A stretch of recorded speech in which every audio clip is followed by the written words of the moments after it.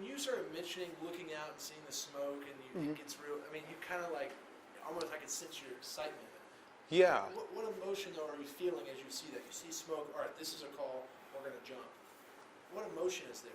I think, it's like you're seeing that, and it's really feels like it's like a culmination of like, okay, this is what we came here to do, right? This is like why I showed up at work today. It's why we went through rookie training when we did, 10 years ago, or for some folks it might be their very first fire jump. And I think that is, when you see that, it sort of puts everything kind of into focus of like all of a sudden like, okay, here we are, like how are we going to make this happen now with like all the experience that we have on this plane, and can we make this happen?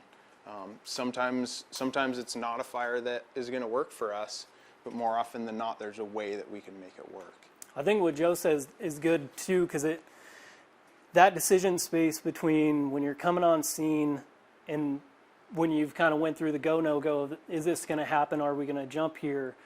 Based on conversations with dispatch or duty officer or conversations with the other jumpers on the plane, everybody's going through that whole calculation of, is this going to work? And then from the spotter perspective, if you're the one kind of making those conversations happen, you're always looking at what is the level of success? How are we going to be successful here? So what you saw Joe light up about probably too is like there's so many considerations as far as like how quickly can we get to the fire from a given jump spot?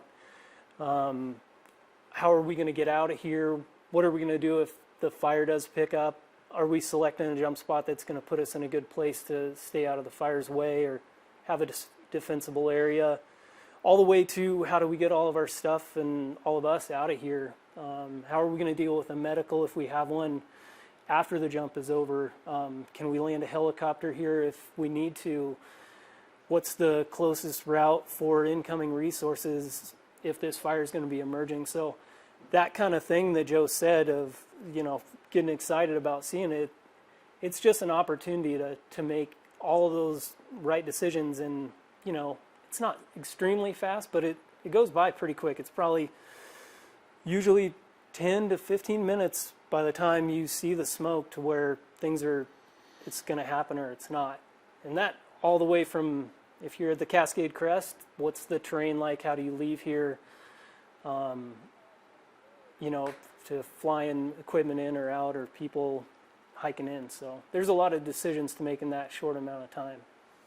When you say, can we be successful, that's what you're thinking as you're flying over.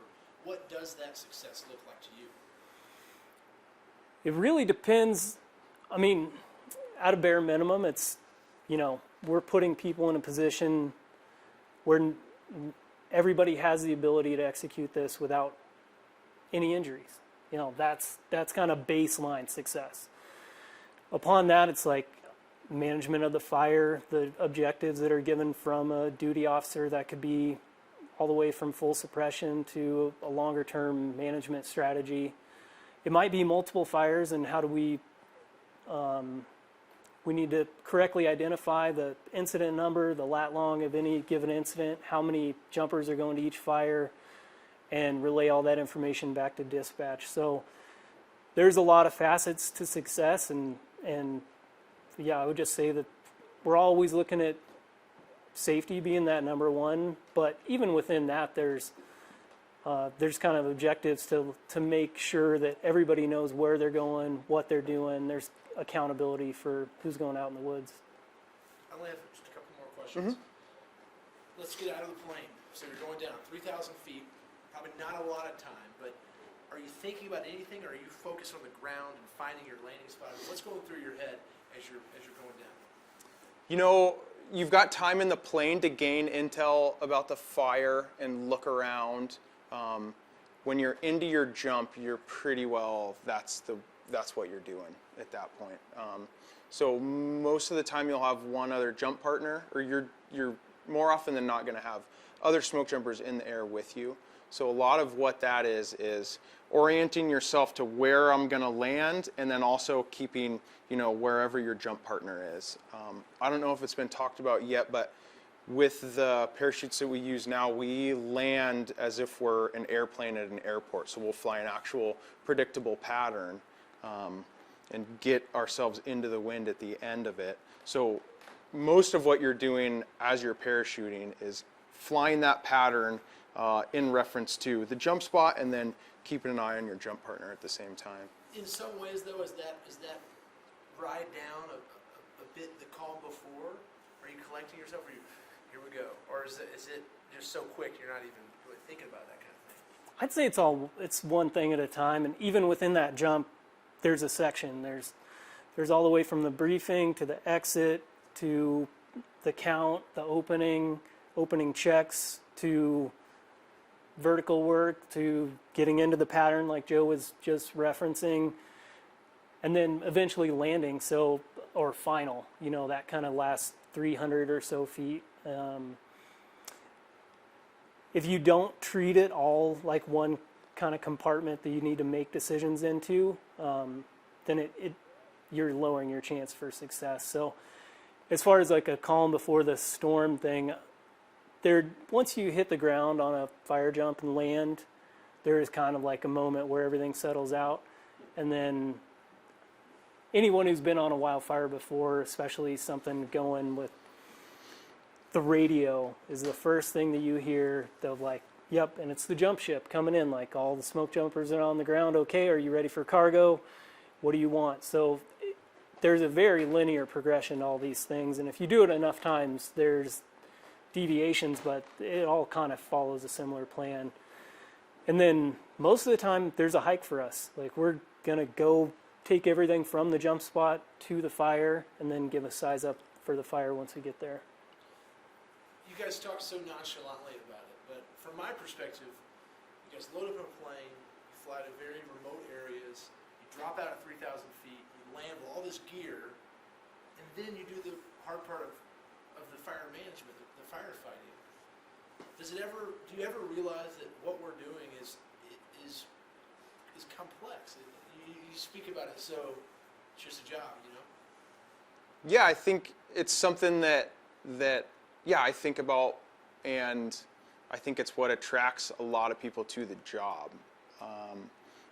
It's complex, and I think the big thing is how much training goes into it to get someone to that level where it is, their job, and it's just sort of what they do.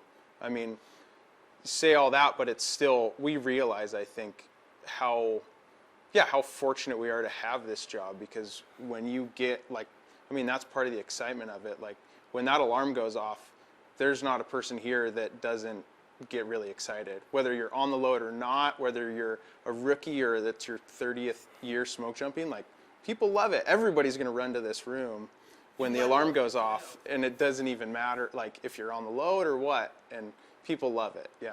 Is it cheering? Is it, let's go? What is it? Totally, it's like yeah. a locker room almost. Yeah. I mean, kind of a good way to think about it. Yeah. What kind of camaraderie is there among smoke jumpers, specifically here in Redmond? You guys do a lot of work together. Yeah, I mean, if you work the hours we work and you still hang out on days off, that's kind of where it's like, oh yeah, you work that many hours overtime, and you still go float the river, go mountain biking, or go big game hunting or bird hunting with each other. That's where it is. There's play hockey, things like that. If you do those sort of things and you work the kind of hours during the summer, then that kind of gives you that idea of, it's pretty tight knit. It's not a ton of people. I mean, even nationwide, it's pretty tight knit. It's not that many active smoke jumpers, so it extends not just here in Redmond, just kind of nationwide. You run into each other, and yeah, it's generally pretty fun, curious folks that are super positive and want to go out and do a good job and have a good time. You guys are an elite group. There's not many people that can do it. Do you realize that? I think that we try not to think of it so much as that, because there really are. It's something that anybody that thinks they might be into firefighting can do this job. You know, it's a goal for some people. They get into firefighting and they say someday, you know, I'd like to try to rookie. And, you know, to think of, I don't think you'll find too many people here telling you that we're an elite group. We're just, yeah, we're just, it's just folks that are here that have kind of found their niche, you know. And we've all made it through some pretty hard training, but now we're doing the same job as everybody else. Last question for each of you. Why do you do this work? You know, I've always been kind of into the outdoors. I like to think, I guess I'm in it a little bit more for, like natural resources was my bachelor's degree. I've always really liked that. I think, you know, understanding fire as like a part of an ecological process, you know. We're out there and we're fighting fire, but really realizing that fire isn't the big bad wolf, you know. It's not us versus the fire. I think getting out there, and there's management decisions that happen above our level, but just being out in the woods, I think for me is like the biggest part of it. And you know, whether or not we get to get out there and be on a large fire with a ton of people on it, or just a couple folks in the wilderness, I think that to me is like it's the best job in the world. Why do you do this?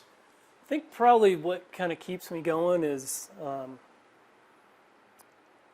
there is a slight competitive nature to it, and it's in a very positive set. But people push each other around here to just kind of keep kind of getting better at something, have something to be passionate about it, and whether that's just taking on a certain role or trying to learn a new skill, that's something that, well, I don't ever really think about it, but being physically fit or trying to pursue a different qualification or anything like that is a really big part of it. I didn't really ever think that was a big part of my personality, but it is in there somewhere, and people just don't let you kind of be lazy about something. You got to keep pushing yourself. The other big thing is like lots of times we go to really similar areas. Our bread and butter here seems to be the Cascade Crest, but anytime that alarm goes off, like it's a fuel cycle for the aircraft. Like Joe said, you know, you could end up anywhere in the state pretty much. I mean, there's some areas that get hit a lot, but when you go to some of those wilderness areas and you end up in just the coolest place there for no other reason than to try to put out a fire or manage a fire, those are the spots you look back to that are just kind of like postcards in your head of, yeah, I can't believe I'm here. So that's probably why. Those are the deployments that stand out to you when you go out there and you're in some. Yeah, or the hike out of a fire. Yeah, where you landed at. Scenery you take in from the jump spot to the fire, things like that. I mean, there are some just amazing places. Mm-hmm.